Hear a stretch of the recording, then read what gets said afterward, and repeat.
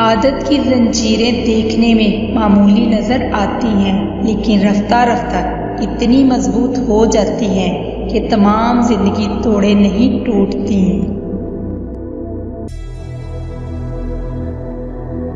पाक नफ्स तन्हाई में महफिल की निस्बत अपने आप से ज़्यादा शर्म करता है।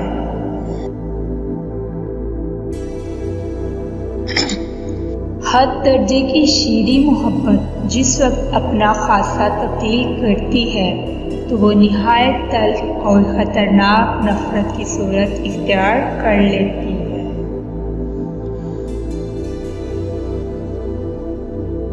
खुदा के नज़दीक अक़वाल से ज़्यादा अफ़ाले हुक्मा मोतबर हैं।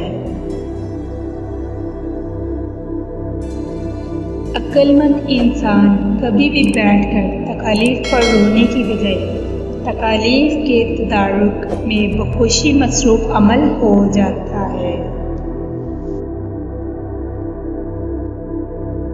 मुसीबत का बोझ खुश असलूबी से उठाने वाला ही सबसे बेहतर काम कर सकता है।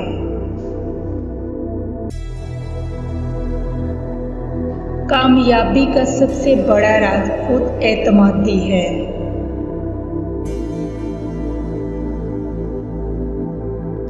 बुराई के बदले में नेकी कर उसी तरह जिस तरह धूल खुद तौहीन बर्दाश्त कर लेती है और बदले में फूलों का तोहफा देती है। हिकमत एक दरख्त है जो दिल में उगता है और जुबान से फल देता है।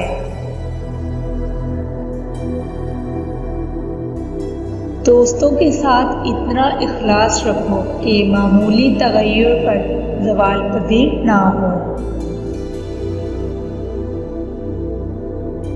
जिंदगी का बेहतरीन सरमाया अच्छी किताब है। अच्छी सेहत इंसान की अव्वलीन अजीम दौलत है।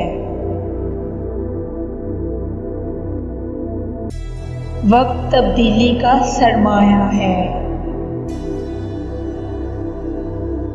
गुस्सा मत कर, जब तक तेरी राय गुस्से से मगलूब है उस वक़्त तक अपने आप को इंसान मत समझ। तहम्मुल करना बेहतरीन नेकी है।